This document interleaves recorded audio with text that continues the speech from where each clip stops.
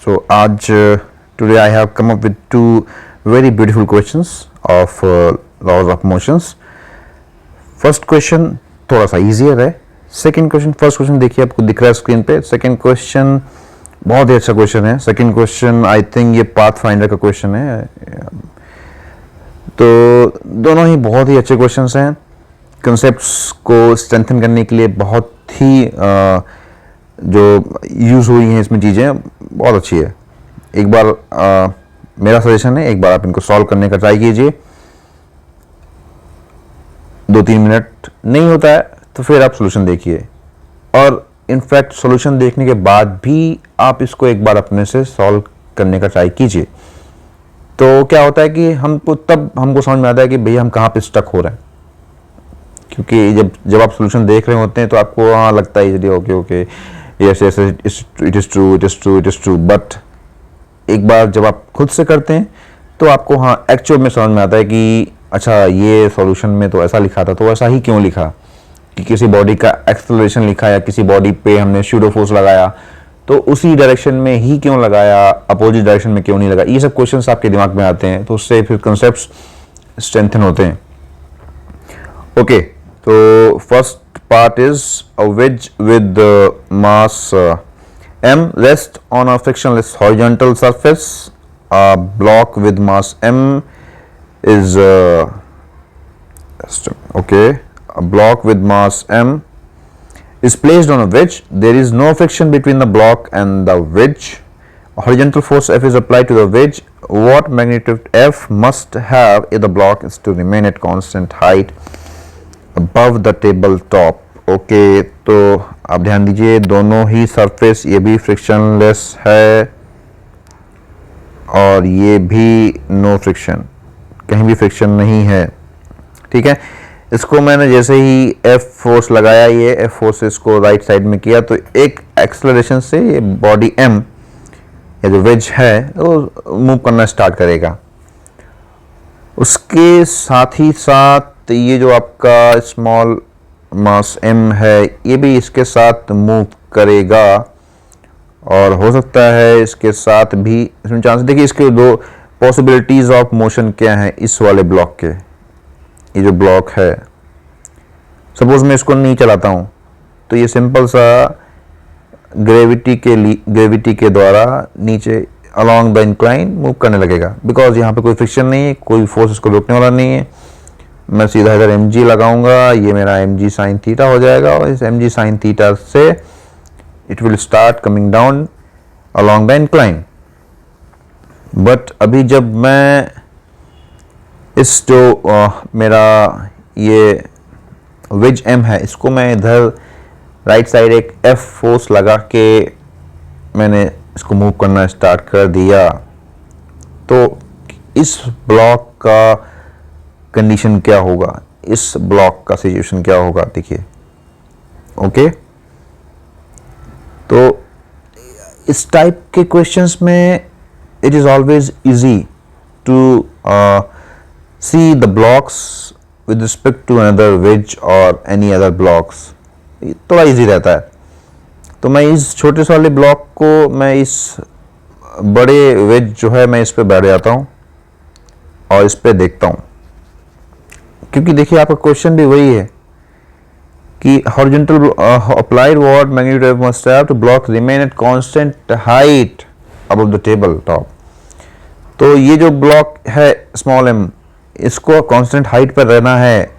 तो इसका मतलब क्या है कि with respect to wedge m ये स्टेबल रहेगा, ये कोई मूवमेंट नहीं हो, इसमें कोई मोशन नहीं होगा. लेकिन इसका मतलब ये नहीं कि अगर मैं अर्थ पे हूँ तो इसका मोशन देखूंगा तो ये इधर एक एक्सेलरेशन ए से चल रहा होगा इस ब्लॉक इस वेज के साथ, बट अगर मैं वेज पे चढ़ जाऊँ तो ये मूवमेंट नहीं कर रहा होगा. इसमें केवल और केवल हॉरिजॉन्टल मूवमेंट ही होगा, हॉरिजॉन्टल वेलोसिटी, हॉरिजॉन्टल एक्सेलरेशन ही होगा, तभी मेरा ये एक कांस्टेंट हाइट पे रह पाएगा. ये कांस्टेंट हाइट पे ना, इसी के लिए मैं इस ब्लॉक को इस वेज से देखता हूं.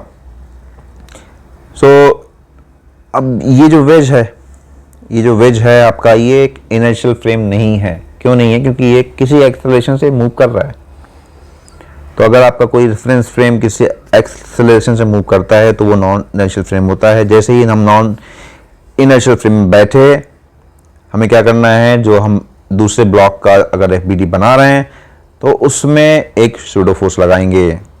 सूडो फोर्स लगाने से पहले हमको इस ब्लॉक का, इस वेज का एक्सेलरेशन चाहिए। अब ये देखिए, वेज और ये स्मॉल एम मास ब्लॉक, ये दोनों एक ही एक्सेलरेशन से चल रहे हैं। मान लीजिए ए है, क्योंकि मैं बोला कांस्टेंट हाइट पे हैं, तो एक साथ ही टुवर्ड्स राइट चल रहे होंगे ये।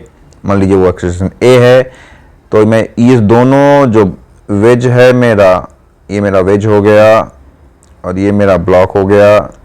इस पे मैं अगर एक एफबीडी बनाऊं तो ये जो नॉर्मल है ये तो इंटरनल फोर्स हो गया, केवल एक ही एक्सटर्नल फोर्स लग रहा है एफ, और कोई यहाँ कोई फ्रिक्शन नहीं है, नथिंग, नो फोर्स।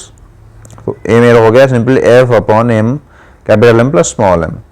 अब मैं छोटे ब्लॉक की एफबीडी बनाता हूँ, सिंपल एन और ये एम जी, नीचे की ओर एम जी लगा मेरा, ये एम जी को मैंने दो कंपोनेंट्स में डिवाइड किया, m g sine theta towards the incline, m g cos theta. अब ये फोर्स देखिए, ये मेरा जो फोर्स है एम ए, ये this is the pseudo force, because ये मेरी जो रेफरेंस फ्रेम में ये वेज को माना हूँ, ये एक्सेलरेशन राइट साइड में ए से चल रहा है। तो सिंपली मैं इस ब्लॉक पे क्या करूँगा, एक एम ए लगा दूंगा लेफ्ट में। ये सिंपल रूल है, इस जो एक्सेलरेशन ए है रेफरेंस फ्रेम का एक्सेलरेशन, उसके आप अपोजिट में सिंपल सा एक एम क्या होगा, इस वाले जिसको आप एफबीडी बना रहे हैं उस वाले का मास है, और सिंपल एम ए लगा दीजिए। तो एम ए को भी मैं थोड़ा कंपोनेंट्स में डिवाइड करता हूँ, m a cos theta along the incline, m a sine theta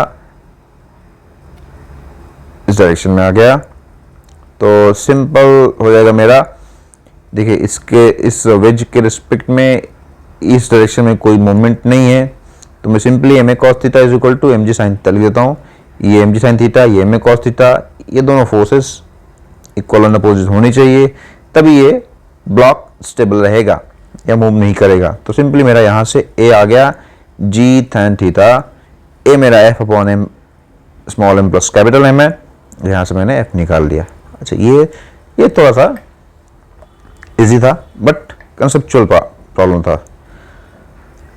अभी देखिए दूसरा क्वेश्चन देखिए, small block is sliding on a frictionless incline plane that is moving upward with constant acceleration. अब भैया इसको मैंने कांस्टेंट एक्सेलरेशन से मूवमेंट करा दिया अपवर्ड।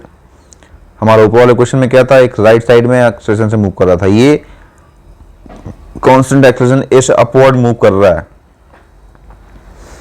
और ये मेरा एक ब्लॉक है, ऑब्वियसली ये इधर मूव करेगा, नीचे मूव करेगा और ये ऊपर मूव करेगा।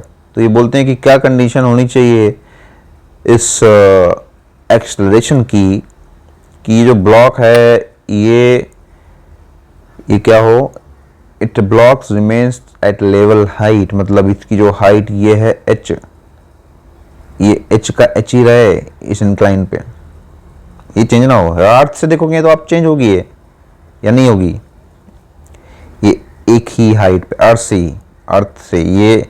अर्थ से लेवल हाइट, मतलब if the block remains at a level height, या ये अर्थ के रिस्पेक्ट में ही आपकी हाइट है वो सेम हाइट पे मेंटेन रहे। तो ये थोड़ा अच्छा क्वेश्चन है, इसको आप जरूर सॉल्व करने का ट्राई कीजिए, इसमें आपके बहुत सारे कॉन्सेप्ट्स क्लियर होंगे। तो देखते हैं, time t incline plane moves upward by a height h1, correct है। इंक्लाइन प्लेन एक हाइट h1 मूव करेगा टाइम t में, ओके। तो मैं लिख सकता हूं h1 is equal to half a t square, correct. अब भाई इसी टाइम t में, अब क्योंकि ये जो ब्लॉक है ये इंक्लाइन के साथ ही मूव कर रहा है और इसकी खुद से अलग वेलोसिटी भी है with respect to incline also.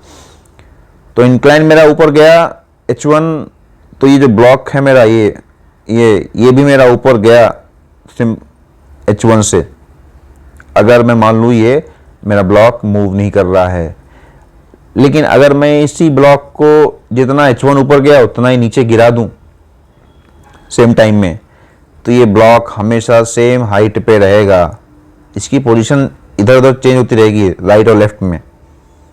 इसकी अगर मैं राइट और लेफ्ट की बात करूं तो इट विल कीप चेंजिंग,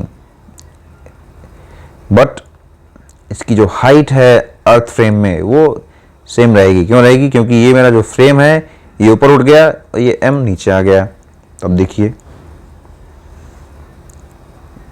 इसका जरूरत नहीं, हाँ तो t इज इक्वल टू 0 पे यहाँ था, ये t is equal to t मान लीजिए, ये x यहाँ से नहीं यहाँ से होगा, ये सेंस होगा, ठीक है फर्क नहीं पड़ता।